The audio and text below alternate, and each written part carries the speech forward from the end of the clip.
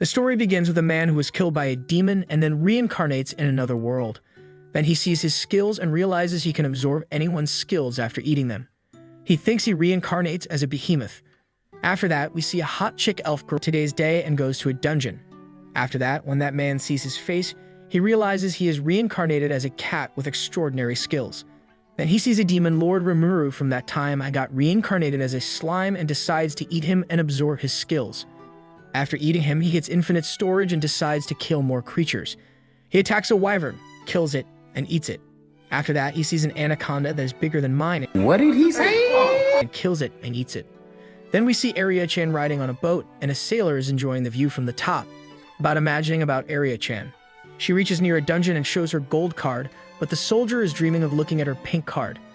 On the other side, after killing the anaconda, the cat sees a treasure chest and gets excited because in his previous life, he didn't find any. He opens the treasure chest and finds a transport crystal that teleports him to a dragon. The creature starts saying, "I sentence you to death," and starts attacking. The cat fights back, but the dragon can't get any damage. The dragon says, "You are weak," and cat flies using his skill called Aether Edge. The cat starts thinking, "Just a little further, I will be free," but suddenly faints. Then we see Arya-chan enter the dungeon and see the fainted cat. She reaches there to help him. The cat wakes up and feels strange about where he is and thinks he should have died in the dungeon. A lady moves closer to the cat and is happy he woke up. The cat wonders who the lady is and if he is in heaven. The lady introduces herself as Arya-chan and starts talking to the cat about how she met him while going into the dungeon on a quest. He has not even eaten since he reincarnated because monsters do not have much appetite. He is given kitty milk and he goes ahead to drink it. He promised to serve and protect his lifesaver as a true knight. The cat ran towards the way his master went. He decided to look after that girl and make Arya his master because she saved his life and decided to go with her without Arya noticing. Only E-rank goblins appeared to attack. Arya-chan stood up and fought the goblins. The cat marveled at how his master fought with the knives. Then suddenly, one goblin started attacking from behind, but thanks to her cat, who saved her with his power, Arya-chan was surprised and wondered why the cat came to the dungeon and also how she was saved by him. She thought the cat was no ordinary cat. As he expected, his master caressed him and thanked him for saving her. He felt so relieved as he was placed on her juicy melons, and he got angry when a man stopped them. The man, who was an S-rank adventurer, invited Arya-chan to join his party and was trying to flirt with her. But Arya-chan turned him down, saying she was not interested in joining a party with a man. He kept pushing further with his dirty game, and that pissed off the jealous cat, who cursed the man, looking at her with filthy eyes. Then the cat started attacking him and bit the man. The angry man got upset and moved ahead to kill the cat, but he was stopped by the guild's receptionist, Anna-san, who was an X-rank adventurer. The man lied to Anna-san, saying he was just showing off his sword, and ran away out of fear. Anna-san noticed the cat seemed promising and looked like a knight. Arya-chan told her the cat was her friend and had saved her when she was attacked earlier by a goblin in the dungeon. Arya-chan announced she would officially raise the cat as her pet from today on, and she named him Tama-chan. The cat, whose name is now Tama-chan, was happy he would be able to accompany his master without hesitation. Arya-chan invited Tama-chan for a bath, and he felt it was absurd for a proud knight like him to bathe with a female, but he did not have a choice. After all, he is his master's knight, and he needs to stay close to her in case anything happens. Arya-chan asked Tama-chan if she would ever become strong again and told him the story of how she was attacked by demonic troops years ago in the country where she used to live. It was then that the master fencer appeared. Tama-chan remembered he had heard about the master fencer and how he saved the entire country alone before and had always wished to be like him. Tama-chan then made a promise that day to his master to protect her until the day she achieved her ambitions. A little while after bathing, when they got to the Adventure Guild, she told them that it was not the right time because the man had just brought bad news to her. The bad news was that Tama-chan would be slain for injuring the Baron's son. Tama-chan immediately thought of running away to avoid being slain, but he still could not leave his master because of the vow he had made to her. The man told them the only solution was to have a duel with him, and if she won, the decree would be revoked and he would take her as a wife. I, as an editor, always knew this filthy man's eyes were always on my area's juicy melons. Tama-chan felt so bad that he could not protect his master and promised to make the man pay for making his master cry. The duel began between the D-rank adventurer and Arya-chan. The man told Arya-chan to surrender as her cat was powerless and her moves were too simple. He wanted to attack her with a knife, but Tama-chan jumped into the scene and saved his master from getting stabbed. His only duty is protecting his master with his life. While the fight was going on, Tama-chan got hurt, and the man told Arya-chan that it would have been avoided if only she had accepted to be his wife. Tama-chan told his master not to surrender as he would do everything to save her. He would have to use a non-magical skill, but he would be found out if he did that. All of a sudden, Tama-chan used one of his skills, Iron Shield, and the man suddenly went flying and landed on the floor. Arya-chan was confused if it was Tama-chan that did that, and in the end, she was able to defeat the man. Arya-chan was declared the winner, and she thanked Tama-chan for saving her. On the other hand, she scolded him and warned him not to do something dangerous like that next time.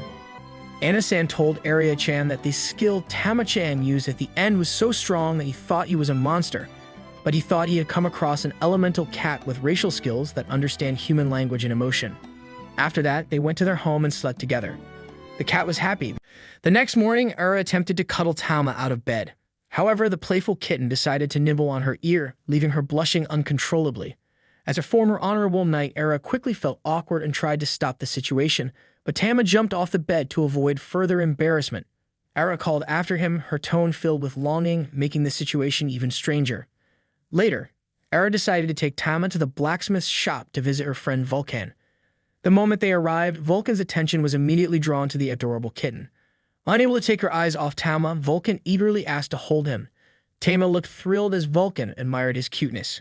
However, Ara quickly shifted the focus to the reason for their visit. She needed Vulcan to craft armor for Tama. Delighted by the idea, Vulcan eagerly began taking Tama's measurements, promising Ara she would create the perfect armor for him. As Vulcan worked, Ara whispered to Tama, asking if he was ready for an adventure. Tama's tail flicked with excitement as he agreed without hesitation. In under 10 minutes, Vulcan presented a masterpiece of armor for Tama. The fit was perfect and he looked stunning in it. However, Vulcan admitted she was struggling with another issue, Ara's sword. Despite reforging it over 100 times, she hadn't been able to make it any lighter, making it difficult for Ara to wield effectively. After some thought, Vulcan suggested forming a temporary party to observe Ara's swordsmanship in action and understand the problem better. The team descended into the dungeon where Vulcan quickly demonstrated her strength by smashing through the hideous goblins they encountered. Ara watched with pure excitement, marveling at Vulcan's boldness and power. Even Tama was impressed by her fearless and versatile skills, especially when she blocked a fireball attack using an ability derived from her smithing talents.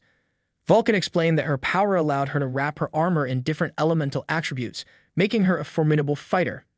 As the path cleared, Vulcan encouraged Ara to take the lead with her sword. Their next challenge turned out to be a grotesque, oversized orc. Ara attacked with her acceleration skill, but the orc skillfully blocked her strikes. Tama quickly stepped in, activating his iron body technique to shield Ara from an incoming blow. Seizing the moment, Ara delivered a decisive strike, taking the orc down. Vulcan observed Ara's movements closely and realized the longsword hindered her battle flow.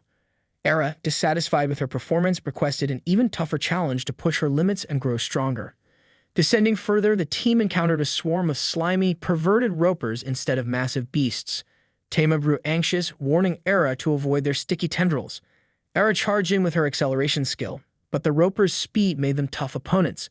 One shattered her heavy sword, leaving her defenseless. Just as she was about to be ensnared, Vulcan hurled a knife toward her.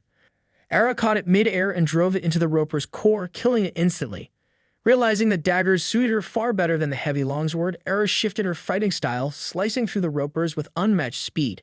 Vulcan was stunned, impressed by Ara's incredible efficiency. After the battle, Ara confided in Vulcan about her childhood idol, a knight who inspired her to wield longswords. Despite dedicating years to mastering the weapon, she decided to embrace her newfound strength with daggers. Tama reassured her, promising that this change would only make her stronger. As the team rested near a philosopher's stone, Ara was lost in thought, recalling painful memories of her childhood when her home was attacked by demons. Vulcan noticed her pensive mood and gently asked if something was wrong, but Ara quickly changed the subject. During their downtime, Tama splashed around in a nearby pool, carefree and happy. They celebrated their newfound partnership with cheers and drinks, enjoying their camaraderie. The next morning, Ara and Tama encountered two thugs harassing a young girl in town.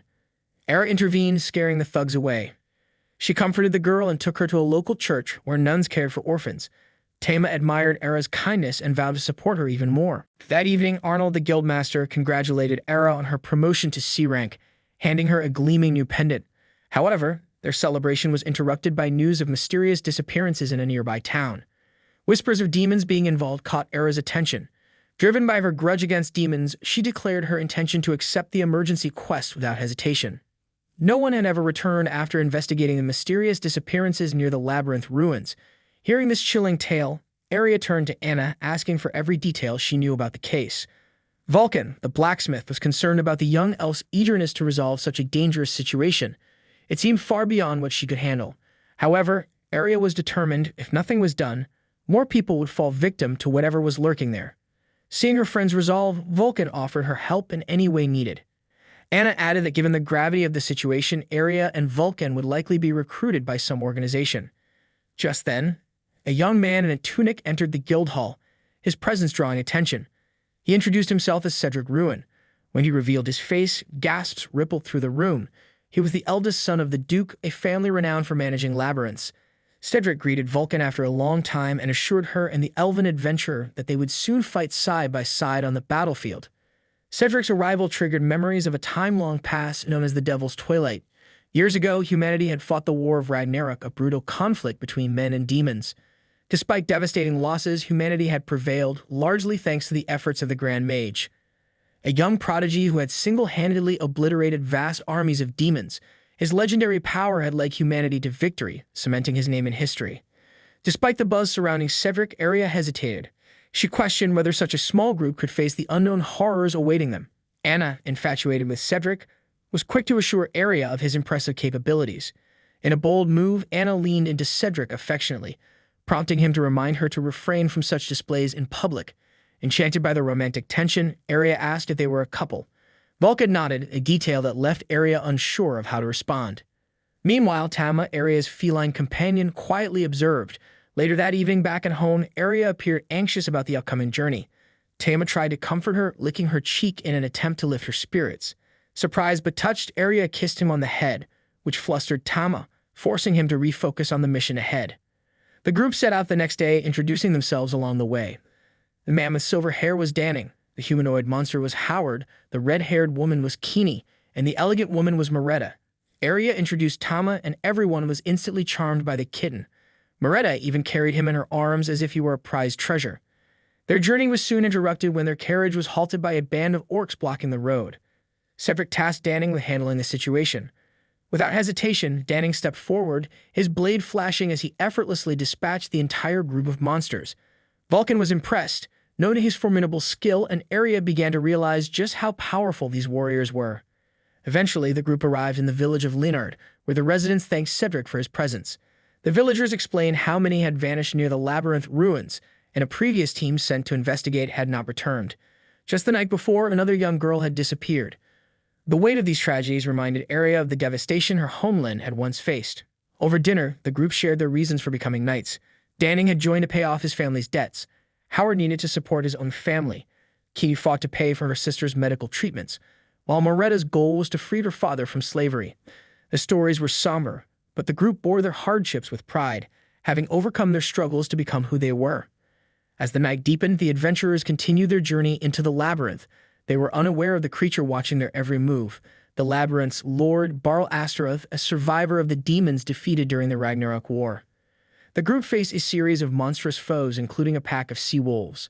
Howard, the tank, used his skills to draw the wolves' attention while the others displayed their remarkable combat prowess. Even Tama joined the fray, surprising everyone by unleashing elemental attacks. His flames burned with such intensity that the sea wolves couldn't regenerate, leaving his comrades in awe. As they pressed deeper into the labyrinth, the oppressive aura of the place grew stronger. Eventually, the labyrinth's master revealed himself. Astaroth declared that their journey would end here, summoning an army of trolls to attack. Cedric, wielding dark magic reminiscent of the Grand Mage, cut through the trolls with ease. Tama, facing his own battle, hesitated to evolve into his true form, an elemental behemoth, knowing he might lose his bond with Arya. Instead, he relied on his current powers to defeat the trolls. Despite their victories, Astaroth proved to be a formidable foe. In a climactic battle, Arya managed to wound him using a glowing blade that amplified its damage. However, Astaroth struck back with a poisoned dagger, leaving Arya gravely injured. As the demon dissolved into the air, he vowed that humanity would fall when true power returned. Back in the village, the group learned that Arya had been poisoned with dragon venom. The only way to save her was to retrieve the eye of an earth dragon. With time running out, Tama decided to act alone. He flew to the ruins where he had once reincarnated as a cat and confronted the earth dragon. Despite the odds, he vowed to defeat the beast, even if it cost him everything. Faced with the dragon, Tama made the ultimate choice to evolve into his true form, and that's where episode 1 ends. Don't forget to like, share, subscribe, and watch our best videos in The anime starts with our hero, Lloyd, being utterly humiliated in front of